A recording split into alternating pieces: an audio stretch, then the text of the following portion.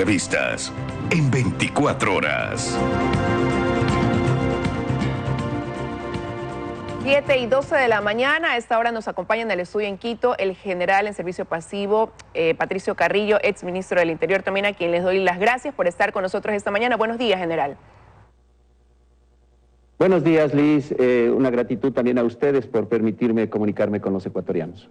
Bueno, tras 2 meses de haber salido del Ministerio del Interior, usted decide romper ese silencio que ha venido manteniendo, pues, y ahora retomar este contacto nuevamente, que solo lo venía haciendo a través quizás de sus redes sociales. Y quiero empezar preguntándole, ¿no? A lo mejor ya ahora nos puede explicar por qué fue tan abrupta su salida del Ministerio del Interior al punto de hoy considerar que su presencia era incómoda para alguien. Bueno, el Ministerio del Interior fue un ministerio que se creó en la administración del presidente Lasso. Él tuvo una definición política por la demanda ciudadana de seguridad. Es un ministerio que nació de la nada, es un ministerio en donde el único funcionario era el ministro y durante casi un mes nos tocó irlo construyendo. En ese sentido, la degradación que venía viviendo ya la seguridad, no aquí en el Ecuador, sino en el mundo entero, implicaba tomar algunas acciones y la priorización que nosotros tomamos fueron algunas, entre ellas afectar mercados ilegales. Yo creo que por ahí empieza un tema fundamental porque la economía ilegal, si bien está asociada con personas dedicadas a negocios ilícitos como el narcotráfico, el contrabando, la minería ilegal, la trata de personas, el tráfico de migrantes, el tráfico de armas, municiones y explosivos, enfocarse por ahí podía tener algunas afectaciones. Yo creo que ese es uno de los mecanismos. Otro es haber accionado nuevamente 2 legados que yo creo que este gobierno debería dejarle a la sociedad ecuatoriana y a la Policía Nacional. El primero, devolverle la dignidad y devolverle los recursos a quienes se robaron más de 950 millones de dólares del ISPOL y se ejercieron las presiones necesarias. El presidente muy directamente actuó y se logró ya que se haga una reversión de una operación financiera en el Banco Central para devolverle 290 millones de dólares. Eso también creo que es otro mecanismo que estaba afectando la presencia e incomodaba la presencia del ministro.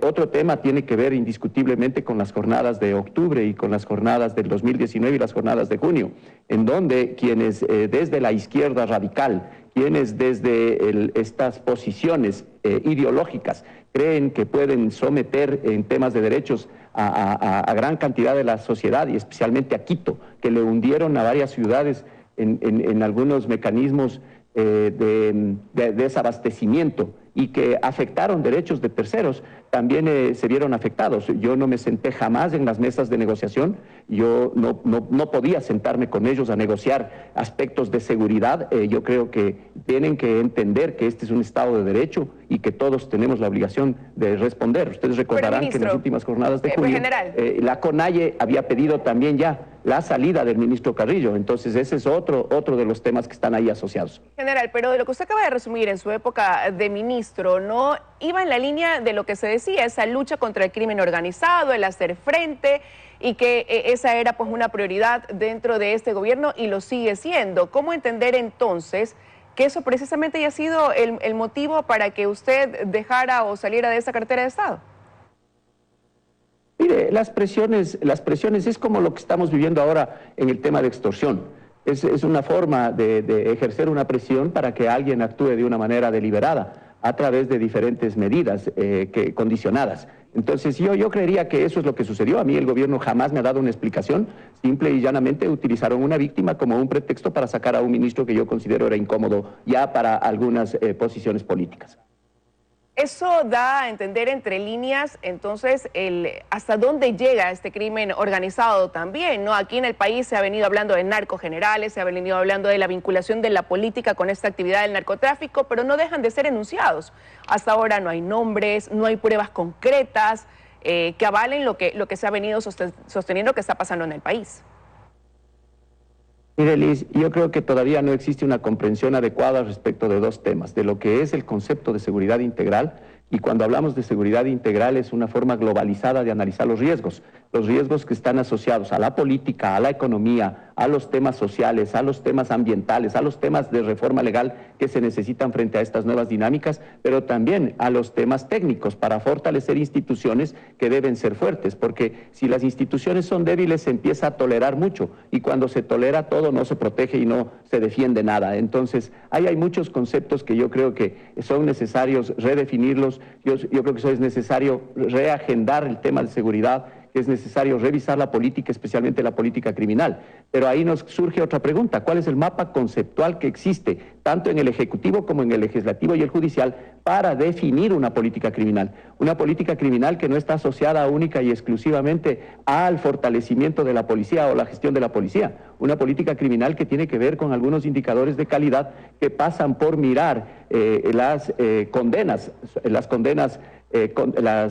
sentencias condenatorias, las sentencias absolutorias, que pasa por mirar qué está pasando con algunas medidas dentro de los beneficios penitenciarios, que pasa por mirar por qué se ha permitido durante mucho tiempo una hegemonía de ciertos grupos al interior de estos centros que son los que generan toda esta discordia, pero que también pasa por mirar la economía ilegal, porque este es uno de los principales factores que está afectando a la seguridad.